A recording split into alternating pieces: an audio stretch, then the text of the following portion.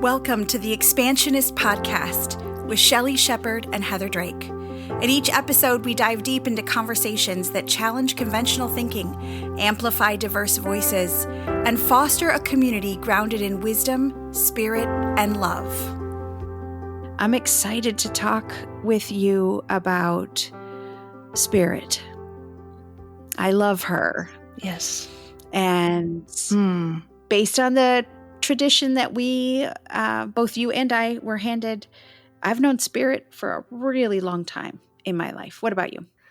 Yeah, it's been quite a few years. I must admit, introduced to her very early on, maybe around 5 years old, 5 or 6 years old. Of course, I grew up, being in the presence of adults who understood and practiced the activity of being in the spirit. But I think my first real exposure, was very young to that. You and I both grew up in not the same Pentecostal tradition, but a similar Pentecostal tradition. And this understanding that if you're going to have a spiritual life, that there would be connection to the very Spirit of God was an idea that was given to us at a very early age. And so the imagination that we have, how we go into situations or into actual study of the Holy Scriptures or study of God and the paths of God, we both have this framework. And what I was thinking about today was that you and I both have agreed that for us, and maybe for a listener as well, wisdom, spirit, and love are a beautiful anchor to us. And I love that the idea is that they anchor us because as we go further in with God, we're going further into ourselves, not in an egoic way, but in a way that says we are the presence, the temple of God. And one of the things that I feel like the early church gave to me was that wisdom, spirit, and love were like scaffolding, like, that you were going to go above or bigger thoughts. And I love that idea for even our expansionist thinking that wisdom, spirit, and love can be scaffolding, but they can also be anchors as we go deep and as we find a lot of hope in listening to the voice of spirit. I love that image of scaffolding.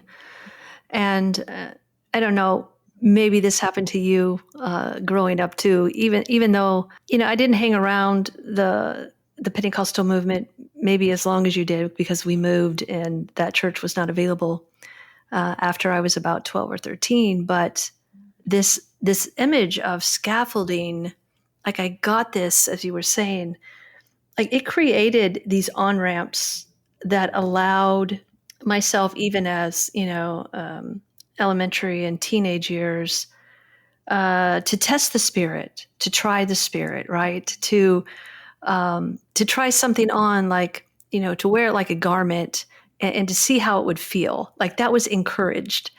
And then, okay, well, that one didn't feel so well. So I just ran down the ramp, the scaffolding, and I ran up the other ramp of spirit or love or wisdom. And I just love that visual that you just painted. That really was a beautiful way of being introduced to spirit. That there was freedom in it, and that I was encouraged as a 10-year-old or a 12-year-old to really understand what spirit might be saying to me, even at that young age. One of the things that I appreciate about what you're bringing to my memory is the fact that spirit is not something to just be learned or to get to at a certain maturity, that it can be part of our entire lives. And if we're struggling with a religion or a spirituality that feels dead or feels not functioning, like it just doesn't match with the world and the trauma around us, then maybe we can infuse in you a hope that the Spirit would breathe again into our lives and into the entire world, this idea for me of the scaffolding was from this idea that spirit allowed me a space to kind of like build my life, build my spirituality. And if I found that wisdom and spirit and love could be capstones, pillars, keystones, any of those things, but for me, scaffolding and anchor for all of the places that I would stretch, all the places that I would grow. And so I want to encourage between you and I and everyone else who is listening that we would invite spirit into all aspects of our life,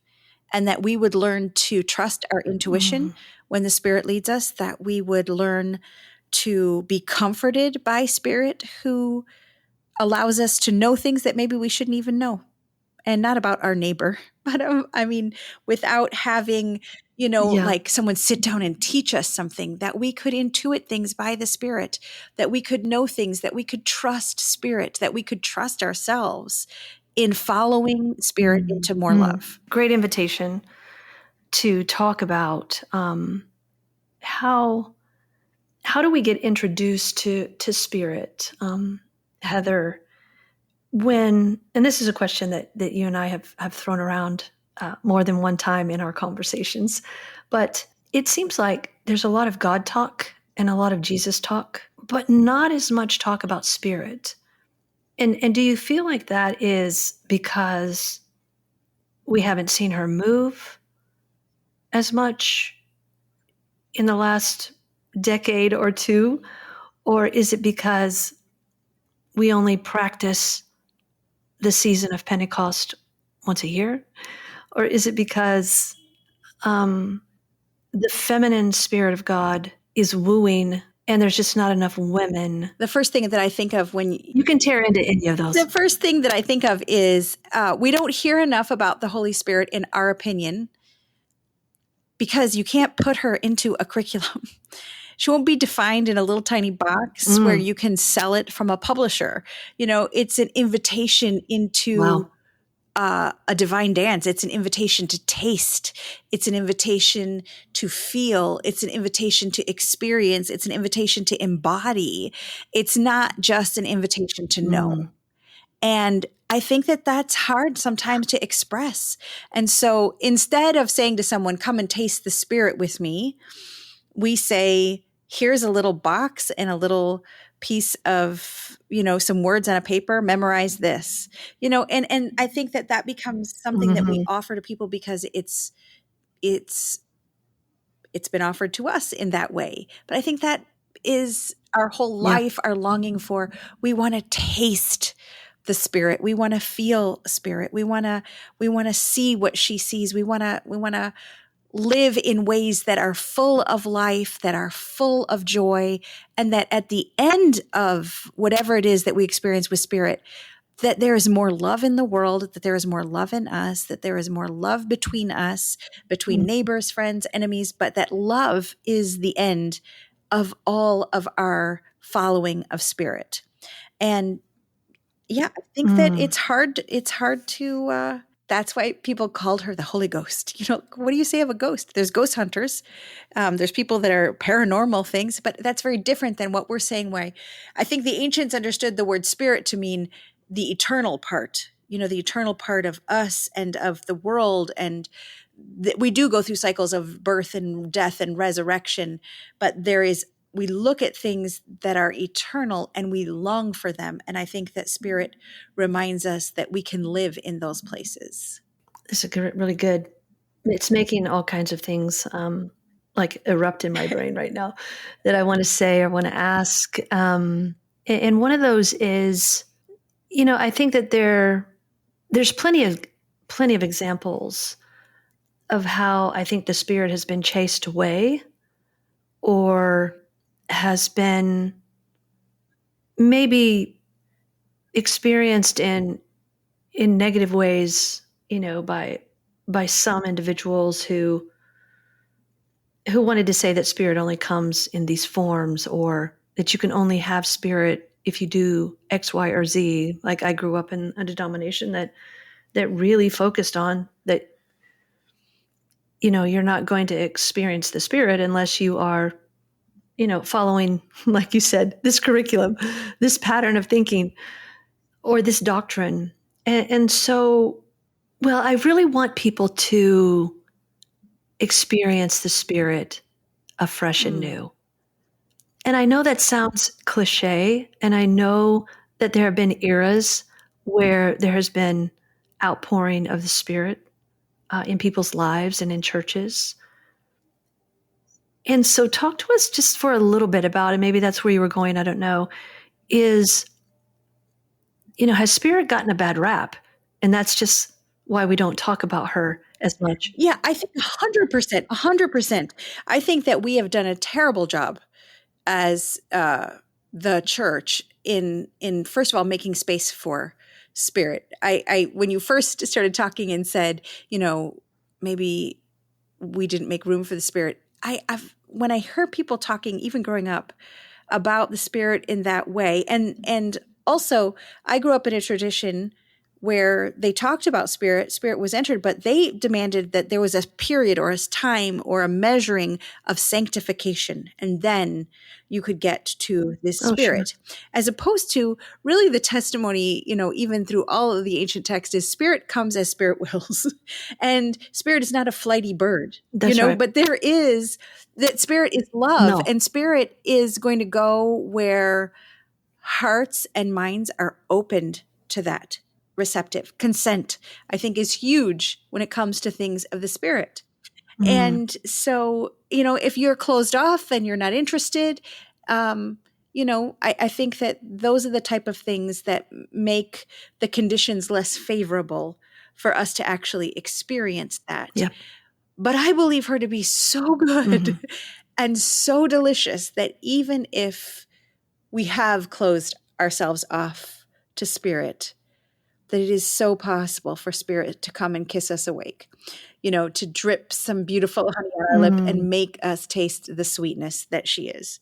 And so for me, there's so much hope in that idea that there is not a formula in finding the Spirit. There is not a formula in hearing the Spirit, but she is not a flighty bird trying to keep her, or ghost just having this apparition, that really the Spirit is, and I listened to the ancient text in the Genesis beginning of, in the First Testament, that the Spirit of God is breathing life into creation.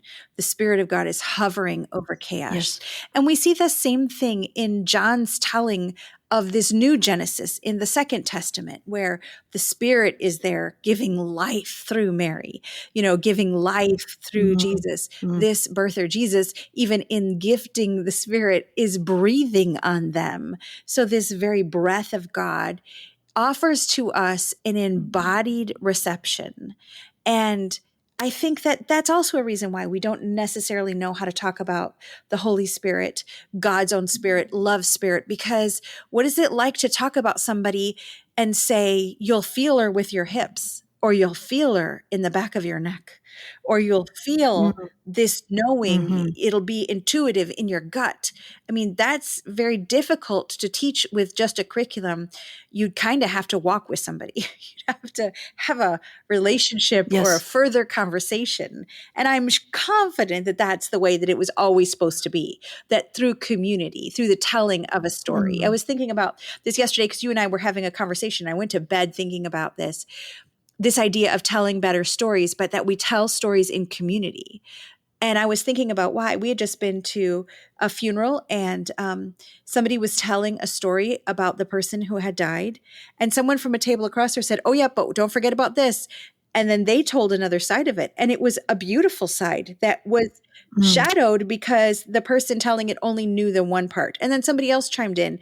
And I was thinking, oh, that's why we talk about God in community, so that all of the pieces can be represented, so that no one is left out, so that, somebody is saying, well, what about the way she laughed? What about the way she cried? What about the way she served? What about the way that she loved? And I think that this is why we tell the better story, but this is what Spirit does for us when she whispers to us, intuits to us, puts the taste of God in our mouth, and tells us how to love each other in a more expansive and beautiful way. We want to pause and take a moment and let you know how glad we are that you've joined us. If you're enjoying this podcast, consider sharing it with a friend.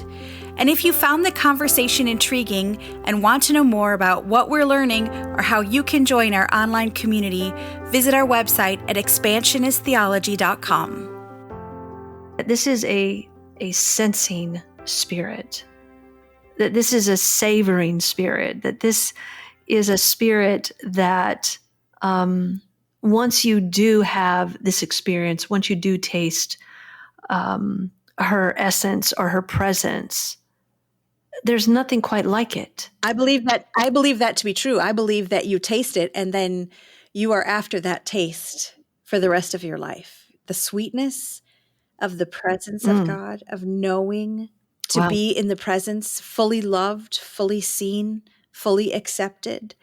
I think those are the kind of things that make people go to a field, find a pearl, and sell everything in order to find that again. Where is this wisdom? Where is this spirit?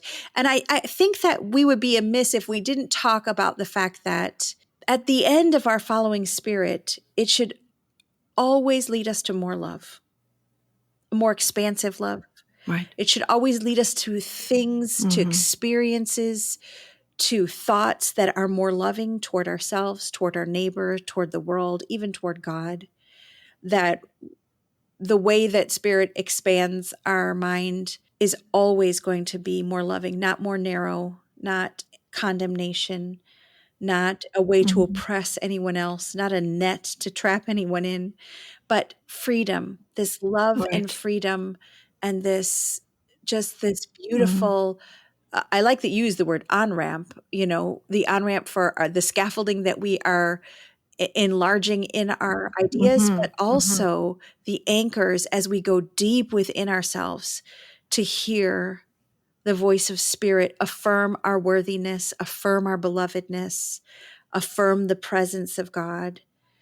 There's an ancient text in the first century, in the First Testament, and the prophet is listening for God and is told, "You will hear in the sheer silence." What does that mean? I love that beautiful poetry and invitation into the quiet, into the wisdom that happens in the silence, and how we engage spirit in those silent places in us. And that's why the anchors of wisdom and love allow us to go on these deep dives with spirit, allow us to imagine new, beautiful, and creative ways to solve problems that are in our world, problems that are in our relationships, problems that we have even within ourselves. And spirit allows us to co-create with God in the stories that we're telling to ourselves and to others. We become artists alongside of this creative spirit. We become, co-engineers with better and more beautiful ways to engage the world, to think about issues that have plagued humankind and go, can we imagine a world where there is no war? I need the spirit to help me imagine how that is actually going to be possible. I need the spirit to help me imagine what it is like to live in the absolute abundance that God has already put in this earth. So I'm sitting here, listening to the thoughts pour out of you, and it's such a beautiful expression of who you are. And I'm also holding this tradition of hearing that these invitations that we grew up hearing, that Jesus lives within us, that God is within us, that spirit is within us, right? I sometimes wonder if we haven't made enough room for her, right? In how we spiritually approach and identify her presence or her essence in our lives, or in our church, or in our community. And even if a person isn't a person of faith and they're listening to this, the Spirit is within. The Spirit is already in us. I used to think that I had to reach somewhere and get her and bring her in, or I had to manifest in a way that other people knew that I had the Spirit. But I'm convinced now, Heather, that Spirit is our whole body. It's our whole essence. It's our whole humanity. And it makes me think about Mary Magdalene. Obviously, we're in this Lenten season, and we're getting to this apex in a few weeks of the resurrection and her involvement in that. And I can just visualize, as you're talking about this movement of Spirit, I see her and I see Jesus interacting with her, right? And calling this forth that's already within her. And she is a model for us. She is a model for how the Spirit moves with us, within us, calls us, asks us to stretch to a different realm or a different dimension in ways that I don't even think the church would allow sometimes, right? But Spirit allows us to go. And I don't know. I feel and I wonder if sometimes we haven't made enough room for her. It's very possible. So that's actually one of the reasons that you and I are making a table. And this table is big. This table is wide. This table is big enough for Spirit and for all of the expressions that Spirit has. And I think that part of it comes through practice. Part of it comes through having big conversations. Part of it has always been the idea when you linger around a topic, a conversation, a delicious piece of food, an incredible smell. I was thinking when you were telling the story or reminding us the story of Mary and the anointing, and I was thinking how often the story is told to us in such a, I don't know, it feels flat.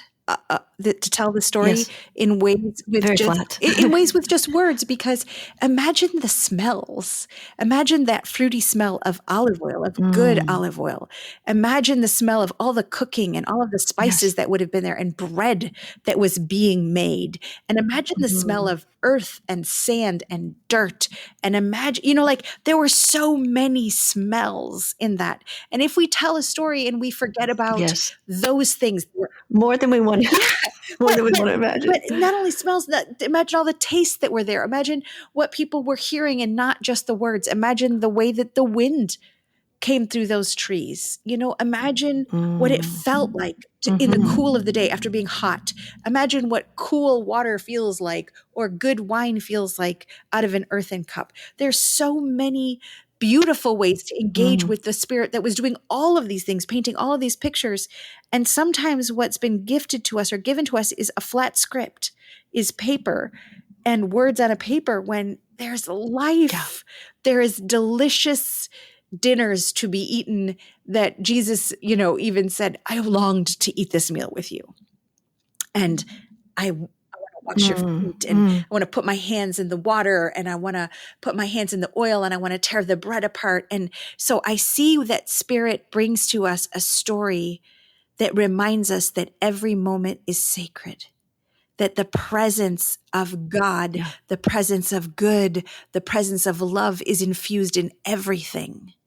And if we limit the story that we're telling to ourselves or that we tell to others to be words on a page, we miss the invitation to a life that is full of wonder, of love, of awe, of delicious and beautiful abundance. And I think that Spirit is calling us to a much better story, to a more delicious dinner, and to quench a thirst that maybe we didn't even know we had. Yeah, and I think I want that. I hope other people want that, what you just described. I know you want that. And I think this table and this expression is just the beginning of inviting others into the sensing and the savoring of spirit. Like we've been missing it at our tables, or we've been missing it at communion, or we've been missing it at baptism, or these other rituals. Like maybe we've been missing spirit. Maybe she's there in all of those situations and in all those kinds of ways. But to actually sense and taste and see that goodness, thank goodness that you and I are spreading this table of expansion to include her more. And I'm sure this will not be the last conversation that we have about spirit, but what a beautiful invitation that you have offered here in this first cast about her spirit. I think it's essential to the work that you and I are engaging, that we are not engaging a flat written text.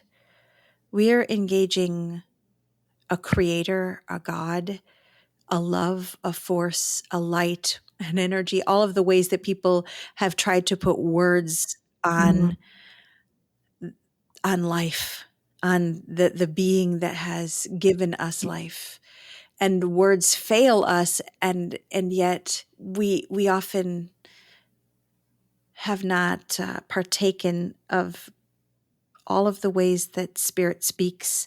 Spirit offers herself to us in embodied, just in love. And I hope that when people hear this, the invitation is, well, show us Spirit. Yes, absolutely. Let us feel Spirit. Let us draw close to Spirit, and let us go so far into love that we absolutely lose ourselves, that we lose our egos, and we return to the love that created us.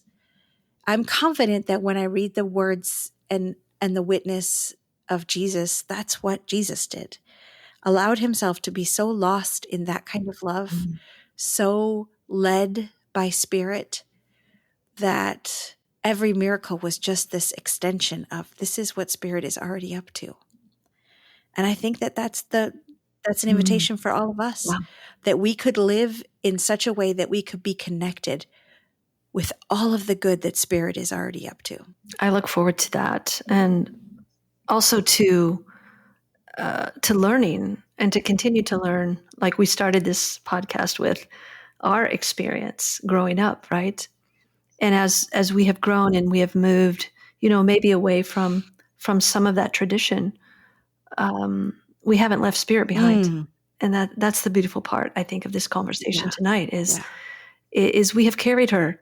We have carried her with us, and she is showing herself even more and more to the two of us in beautiful ways that I hope we can continue to talk about how she moves, how she breathes, how she enters a room, how she expands a galaxy, how she is a constellation that is brighter than anything that we've ever seen.